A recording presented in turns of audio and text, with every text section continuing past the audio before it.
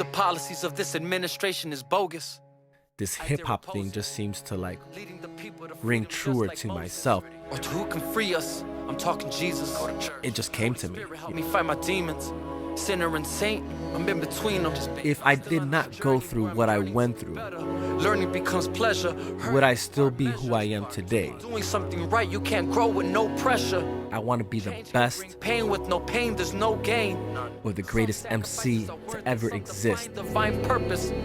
What I do dream of now, Oneself. making real change. Like, You rely on no help, no to self.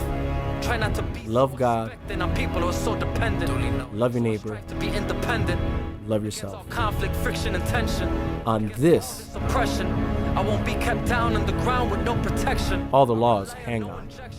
Or congressional approval to determine my ascension to the heavens. And think about that. Like the Jetsons, I take off. Even if my chains don't break off, it's face off. Time to see what I'm made of.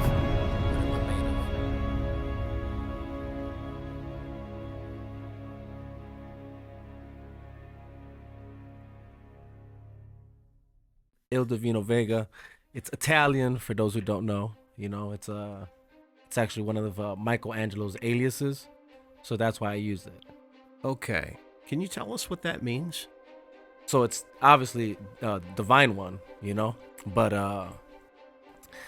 it was me trying to find like a different name for my like rap persona, you know, and like I initially went with Vega, right? Because I'm like, all right, there shouldn't be many Vegas out there, and then somehow it turned out there was, and so if people were looking for me, they were finding all these other artists as well, you know. So I'm like, well, that's not good. So I'm like, all right, what can I do? You know, I'm like, well, you know, some artists are using their actual names, you know, but I'm like, but Michael, you know, like I don't know, you know, like it's just too spot on, you know. Is your real name Michelangelo? So my real name is actually Michelangelo. It's actually separate, but for like the longest time, like from like since I could remember to like maybe 18 years old, I thought it was all together. And I remember being in school having to write this whole Michelangelo on every homework, every test, every, you know, whatever, you know. And then that was like also the butt of the joke for kids. You're like, oh, he's a Ninja Turtle, you know. so, you know, and then I hit 18 and I'm working and I'm about to do my own taxes, right? So I go to H&R Block. I bring my ID, my social security, all the stuff they require. And guy looks at me and he's like, you filled the form out wrong. I'm like, what do you mean? He's like, your name.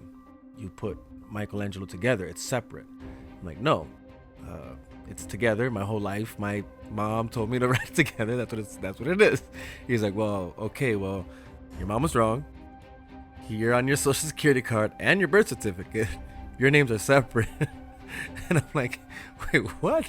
He's like, yeah, look. And like, sure enough, like, you know, I'm like, holy, you know, it was just like one of those moments, like, man, like my whole life, you know, I had to deal with this, I had to carry this burden, you know. I could have just gone off by Michael, you know what I'm saying? Like Michael A. Vega, you know, and everybody just curious. What's the A, you know? I think anybody who has a heart, who loves their family, knows that, you know, in their mind, when I make it, I'm gonna buy my mom that house. I'm gonna, you know, get my brother that car he wants. You know, you're already thinking, you're gonna look out for your peoples, you know. But that's not enough. Not really, you know. Not really. In the grander scheme of things, there is a bigger picture, you know. And I think that's what I'm like starting to realize now. So, what is your dream? You know, it's a good question.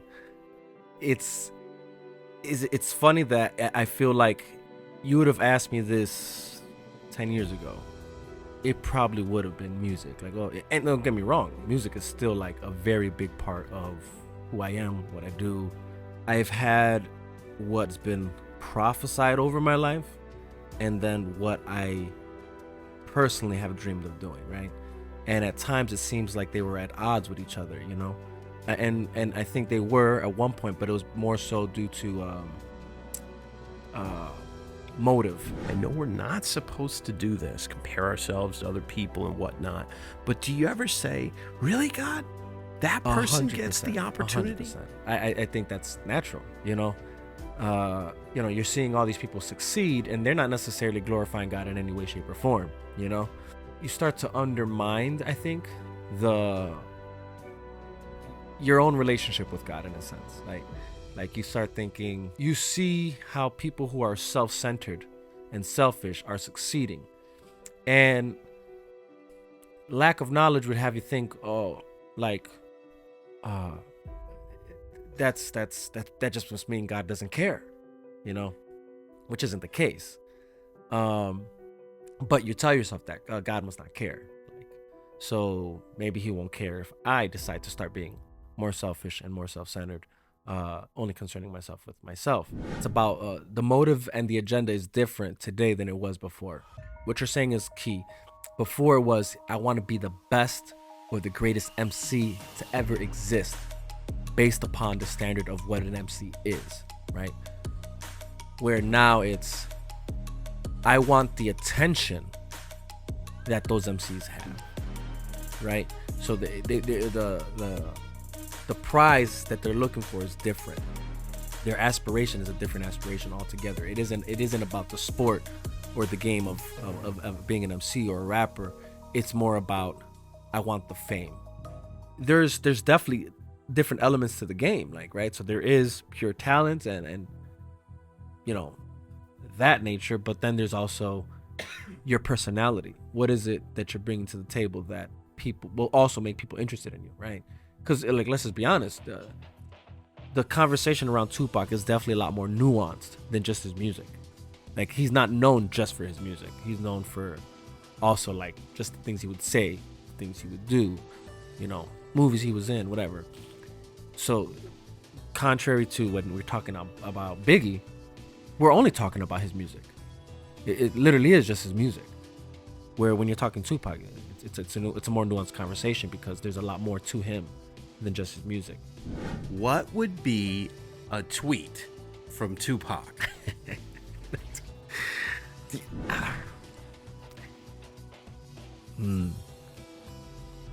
I'll tell you what. I'll tell you a tweet. I'll tell you what the tweet would have been from Tupac. It would have been, George Bush hates black people. Think about it. Think about what I'm saying right now. Just think about what I just said. The comparison I'm making. And a lot of people might say, like, nah, Tupac wasn't that crazy. But in his time, he was. If you want the uncensored version of this episode, go and follow us on Spotify. Thanks, and enjoy the rest of the episode. I'm sure everyone can figure out that you have an affinity for Zack Snyder, for comic book movies, DC. Zack Snyder is a very famous director who is most known for 300. Yeah. And tell us about that. I do. My go-to is DC over Marvel. No shots at Marvel. That's just always been my preference, from comics to cartoons to as a kid, and then movies even as well, right? Comic book movies are oversaturated right now. I think Marvel and DC you can't even tell the difference anymore when you could at one point. And I think that's what it needs to go back to. I would argue more so that that's the problem, more than director vision. But director vision is important for sure. Studios need to stop meddling with whatever directors are trying to do. You can actually almost watch any movie now, and they almost are all replicated of each other, like in format, in style. Stop trying to make sure all these boxes are checked off. Like, oh, every movie has to have comedy. Every movie has to have this. Every movie has to have that. Don't stop doing that. You asked me which was the movie that I fell in love with Zack Snyder. Man of Steel was for sure the inception, because I appreciated that what he did with Superman. He made Superman relative to the modern time, to the modern child, to the modern youth, relevant to this time on all levels, from origin story, the aesthetic, the aesthetics of his character. The suit comes from his own planet. That's why it's actually indestructible. It's not Earth made. It is Kryptonian made. Makes more sense. You know what I mean? Him getting a sense of his purpose because there is a hologram of his father speaking to him about what his purpose is, which is philosophically and theologically more profound than anything we've ever gotten of Superman before. What's going on with the Bulls? What do they need to do? The real answer, get rid of upper management. That's the real answer. You know, you need owners and that actually want to spend the money. You know what I'm saying, and make the moves that need to be done to get the people you need. You know, we've been needing a big man for the longest time that can actually, you know, dominate the paint. Back when we had Rose and that whole squad put together, we needed it then. Don't get me wrong, I love Noah, but you want to talk about comments that are controversy. I honestly think he was overpraised. You know, I think people loved his character. I think that's what it was, and I did too. Don't get me wrong, I actually love Joakim Noah as a person, as a player, character wise. But if I'm gonna sit here and say he was like a great center, I'd be lying. You know, just and So specifically, what do the Bulls need to do in order to get to the Eastern Conference Finals? I think they need a big man. They need a big man they need a big man. You know what? I'll be honest too. Like, here, let me ask you this actually. What's your opinion of DeRozan? I think that DeRozan should be on the Spurs right now. Yes, okay. And that's the reason I asked that, because like now you're asking me what do they need. I'll be honest, DeRozan's a great player and great offensive player at that. He can shoot 100%, no doubt about that. They paint him the team leader, but he's not a team leader. I like literally went, like, apart from watching games on TV, I went to a few games even live, right? And you can catch things in a live game better than you can like on the TV. TV, you know, it all depends on like if the camera guys are good enough to catch every, you know, minor thing, little details that matter, right? And what I saw when I went to those live games is a team that, especially when you're looking at, when I would look at, what's his name? Wow, his name's evading me right now. Levine. I'm looking at him, and you could tell like there was plays that should have been dished off to him, and this guy's ball hogging the ball, thinking it's all on him, DeRozan. And it's like, bro, you should have dished that out, you know. And then meanwhile, so it's this weird thing where everybody I think likes Levine, and they prefer him the team leader, but Levine is also following the script, and it's like, all right, you guys, the Bulls, whoever, you know, you guys aren't making it clear who you want to be the team leader, one, and two, you guys probably have no interest in doing that because you guys are afraid to confront the problem here, and that's that DeRozan isn't a team leader. He's a great player, but he's not a team leader, you know, and that's the problem. And so I think the morale, it's even hard, you know, to maintain, because it's like, I think they all know it. They, like I said, there's times where I'm there in that game and I'm looking at Levine's face like hopeless almost. Do me a favor, if you want the uncensored version, go to Spotify and follow us, and then subscribe to us on YouTube. That's it. That is all. Thanks, and enjoy the rest of the podcast. I still do believe my dreams are given to me by God, right? Like, dreams are called dreams for a reason, right? It's visions and dreams are essentially the same thing, right?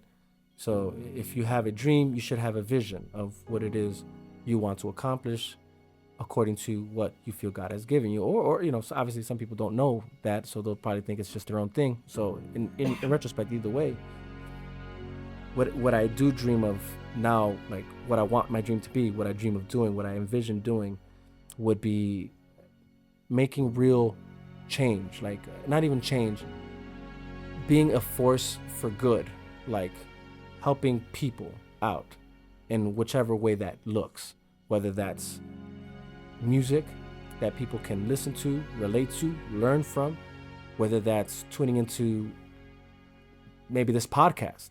What I hope at the end people see, you know, despite like, yeah, I have songs out there that obviously tell a story of me when I wasn't serving God, you know, and that's okay, because I want you to be able to see that I wasn't always here. My journey starts somewhere completely different from where I'm at now, you know. So I want people to be able to see, like, there is a journey here that we all go through, and that's what I want to achieve.